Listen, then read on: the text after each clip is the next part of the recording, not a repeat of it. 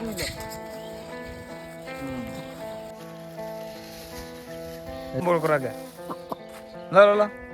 দিতাম না, তুই দে। Hello viewers, welcome to my another new blog video. আজকে আমি এবং আমার বন্ধু জুয়েল যাচ্ছি নতুন একটি জায়গা এক্সপ্লোর করতে। তো জায়গাটি হচ্ছে আমাদের জন্য একেবারেই নতুন, আর আমরা আজকে ট্যুর দিচ্ছি মূলত বাইক দিয়ে।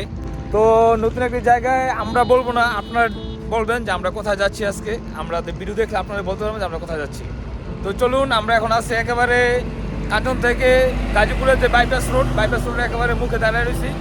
তো আমরা এখন রওনা দিব। তো চলো যাওয়া যাক। আর হ্যাঁ, ভিডিওটি শুরু করার আগে অবশ্যই আমার চ্যানেলটি সাবস্ক্রাইব করে রাখবেন এবং বেল আইকনটি প্রেস করে রাখবেন যেন আমার চ্যানেলের নিত্য নতুন ভিডিওগুলো আপনার নোটিফিকেশনে চলে যায়। তো চলুন শুরু করা যাক। কি গো বন্ধু, সম্পূর্ণ ভিডিওতে সাথে থাকুন। Thank you, let's go. চলুন যেতে যেতে দু একটি কথা আপনাদের সাথে শেয়ার করি। বাইপাস রোডের মেন রোডে 2 চাকা এবং 3 চাকার যানবাহন টোটালি ওঠা নিষেধ, তাই আমরা সাইডের রাস্তা ধরে যাচ্ছি গাজীপুর চৌরাস্তায়। ফাইনালি আমরা বাইপাস রোডে পার করেই আছি এখন বর্তমানে বাইপাস রোড চৌরাস্তায়। আমার পিছনে যে রোডে রয়েছে বাইপাস রোড, এই রোডে এসে চৌরাস্তার পরে আমরা ডানে ঢুকলে চলে যাবো রাজেন্দ্রপুর। আর যদি আপনারা মগবাজার দিক থেকে আসেন তাহলে একবার বরাবর চলে যাবেন। তো চলুন যাওয়া যাক। আমরা গাজীপুর থেকে দু বন্ধু রওনা দিলাম। গাজীপুর থেকে ময়মনসিংহের রাস্তা ধরে অল্প কিছুক্ষণ সামনে গেলেই চলে আসবেন রাজেন্দ্রপুর। আর রাজেন্দ্রপুরে এসে যে কাউকে বললেই দেখিয়ে দেবে সেই বনখড়িয়ার রাস্তা। ভাই আসসালামু আলাইকুম। ভাই বনখড়িয়া কোনটা?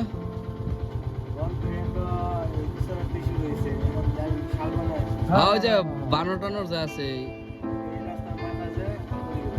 হাতের ডাইনে, ওটা কি গাছ? ফাইনালি আমরা চলে আসছি আমাদের বহু অপেক্ষিত সেই বনখড়িয়া শালবনে। এটি হচ্ছে সেই শালবনের রাস্তা। এই রাস্তা ধরে আমরা বহু দূর যেতে পারবো। সেম পরিবেশটা এরকমই আপনারা পাবেন। দুই পাশে তার পাশাপাশি সব কিছু শুধু গাছপালা দিয়ে ভরা। আর এখানে আসার লোকেশনটা এক্স্যাক্টলি বন্ধু জুয়েলে বলে দিয়ে সবচেয়ে বেশি ভালো হয়। বন্ধু, শুধু লোকেশনটা। আসসালামু আলাইকুম সবাই। গাজীপুর চৌরাস্তা থেকে রাজেন্দ্রপুর চৌরাস্তায় আসবেন, এরপর সেনানিবাসের রাস্তা দিয়ে বনখড়িয়া শালবনের দিকে আসবেন। তবেই হবে। যদি কেউ না চিনতে পারেন তাহলে অবশ্যই দোকানি ভাইদেরকে জিজ্ঞেস করবেন, তারা বলে দেবে কিভাবে আসতে হবে। হ্যাঁ, সবচেয়ে বেশি ভালো হয়, কারণ এই জায়গায় আসলে অনেকেই মানে যতটুকু আমরা একটা বিষয় হ্যাসেল বিষয়টা হচ্ছে আমরা অনেকের কাছে জিজ্ঞেস করে, তারা বলে এখানকার স্থানীয় না। ওরা স্থানীয়দের কাছে জিজ্ঞেস করার চেষ্টা বলে যে আপনারা স্থানীয়দেরকে জিজ্ঞেস করেন।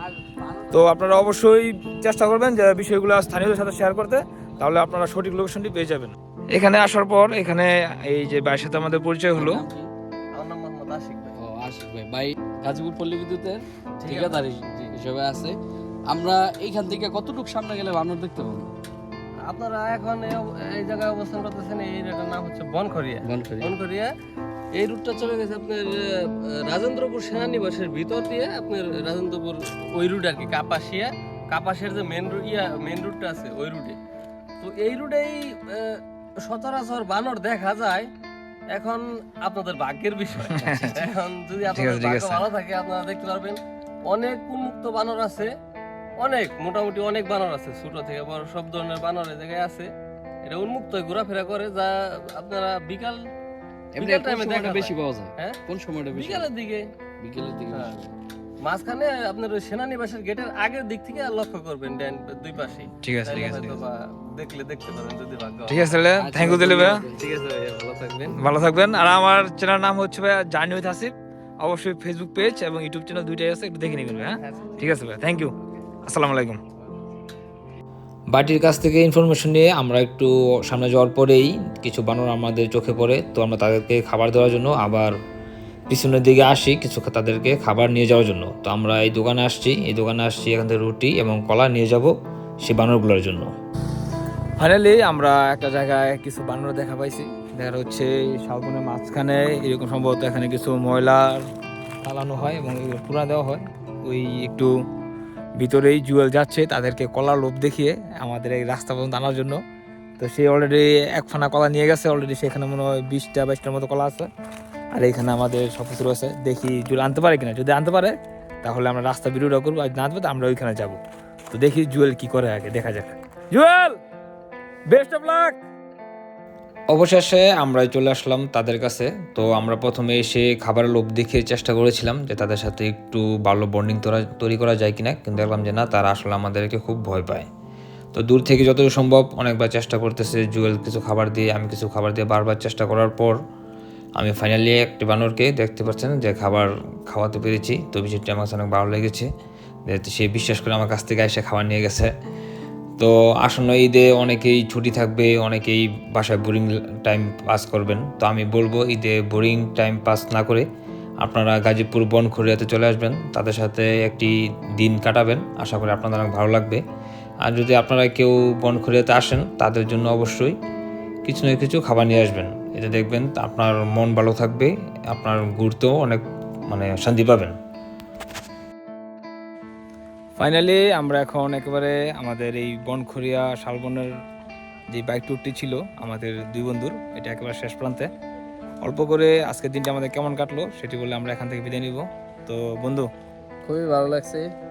বনখড়িয়া শালবন খুব শান্তিপ্রিয় একটি জায়গা এবং নিরিবিলি। আপনারা আসলেও খুব মজা পাবেন ঘুরতে, খুবই ভালো লাগে। নিরিবিলি একটা জায়গা, ছবি তোলার জন্য খুব সুন্দর প্লেস। আপনারা আমাদের ভিডিও ফলো করে আসতে পারেন। Thank you. তো ফাইনালি আমরা এখান থেকে বিদায় নেই। আর বনখড়িয়ার সম্পর্কে বন্ধু যা আমরা বললোই, আসলেই জায়গাটা অনেক সুন্দর। আর যদি আপনারা এখানে এসে যদি বানর দেখতে পান, তাহলে আপনার আসলে সার্থকতা। আমরা প্রথম বানর পাইনি, পরে ওই যে আমাদের কিছু এলাকার বাইক ছিল, তার সাথে যোগাযোগ করে আমরা রাস্তা থেকে একটু ভিতরে গিয়ে আমরা বানর পেয়েছিলাম। এমনকি আমরা খাওয়াইছি, দেখে আপনাদের সাথে শেয়ার করার চেষ্টা করেছি। তো আমরা এখন বিদায় নিচ্ছি। আল্লাহ হাফেজ।